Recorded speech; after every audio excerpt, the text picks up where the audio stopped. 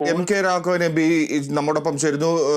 Shri M K Raghavan, ഈ വിഷയത്തെ കുറിച്ച് എന്തൊക്കെ വിവരങ്ങൾ ഇപ്പോൾ നമുക്ക് ലഭ്യമായിട്ടുണ്ട്? കർണാടക സർക്കാർ ഇക്കാര്യത്തിൽ പ്രത്യേക താല്പര്യം എടുക്കുന്നുണ്ടോ? ഈ മണ്ണ് നീക്കാനും അർജുനെ കണ്ടെത്താനും മറ്റുള്ളവർ ആരെങ്കിലും ഉൾപ്പെട്ടിട്ടുണ്ടോ എന്ന് തെരഞ്ഞു കണ്ടുപിടിക്കാനുമുള്ള ശ്രമങ്ങളും ഏത് വഴിക്കാണ്?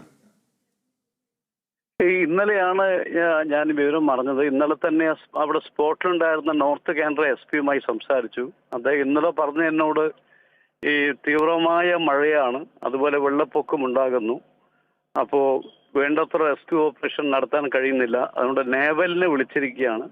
നേവലിന്റെ ടീം ഇന്ന് രാവിലെ എത്തും എന്നാണ് അറിയിച്ചത്. അതുകൂടാതെ കർണാടക മുഖ്യമന്ത്രിയുമായി സംസാരിച്ചു, ഡെപ്യൂട്ടി മുഖ്യമന്ത്രിയുമായി സംസാരിച്ചു. അവർ പറഞ്ഞത് നേവിയുടെ ടീം വന്ന് റെസ്ക്യൂ ഓപ്പറേഷൻ ഉടൻ ആരംഭിക്കും എന്നാണ് അറിയിച്ചത്. എങ്ങനെയെങ്കിലും അർജുനെ രക്ഷപ്പെടുത്താൻ വേണ്ടിയുള്ള ശ്രമങ്ങളാണ് ഇപ്പോൾ നടത്തി വരുന്നത്. എങ്ങനെയെങ്കിലും എന്തായാലും ഈ കർണാടക സർക്കാർ ഇപ്പോൾ 4 ദിവസമാകുന്നു. ആദ്യ മണിക്കൂറുകളിലൊക്കെ അല്ലെങ്കിൽ ആദ്യ ദിവസങ്ങളിൽ കുറച്ച് ഉദാസീനത കാണിച്ചു എന്ന് തോന്നുന്നുണ്ടോ? അല്ല, അതിൻ്റെ അകത്ത് എനിക്ക് തോന്നുന്നത് ഇതിൻ്റെ അകത്ത് NH-ലാണല്ലോ ഈ സംഭവം നടന്നിട്ടുള്ളത്. NH-ന്റെ അധികൃതർ വേണ്ടത്ര ഒരു ഗൗരവം അതിൽ കാണേണ്ടതാരും കണ്ടില്ല എന്നാണ് എനിക്ക് തോന്നുന്നത്. അത് NH-ന്റെ ഭാഗത്ത് നിന്ന് ഒരു ഗുരുതരമായ അനാസ്ഥയാണ് എനിക്ക് തോന്നുന്നത്. അതുപോലെ ലോക്കൽ അഡ്മിനിസ്ട്രേഷൻ അവരും വളരെ ഗൗരവമായി എടുക്കേണ്ട വിഷയമാണ്. അതുകൊണ്ടാണ് കർണാടക മുഖ്യമന്ത്രിയുമായും ഡെപ്യൂട്ടി മുഖ്യമന്ത്രിയുമായും സംസാരിച്ചത് ഇതിന്റെ ഗൗരവം ബോധ്യപ്പെടുത്താൻ.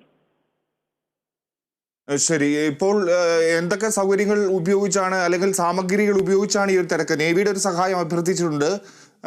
നേവി NDRF-ന്റെയും നേവിയുടെയും സഹായത്തോടു കൂടി ഇന്ന് തെരച്ചിൽ രാവിലെ ആരംഭിക്കുമെന്നാണ് എന്നെ അറിയിച്ചിട്ടുള്ളത്. ഞാൻ അവരുമായി ബന്ധപ്പെട്ടുകൊണ്ടിരിക്കുകയാണ്.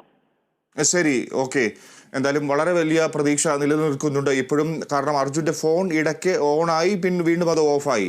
4 ദിവസമായി അർജുനും ലോറി മണ്ണിനടിയിൽ കുടുങ്ങിക്കിടക്കുന്നു. മറ്റുള്ളവർ ഏതാനും പേർ കൂടി ഉണ്ട് എന്നുള്ള ഒരു സൂചനയും ലഭ്യമായിട്ടുണ്ട്. ഈ ദുരന്തത്തിൽ ഒട്ടേറെ പേർ മരിക്കുകയും ചെയ്തിരുന്നു.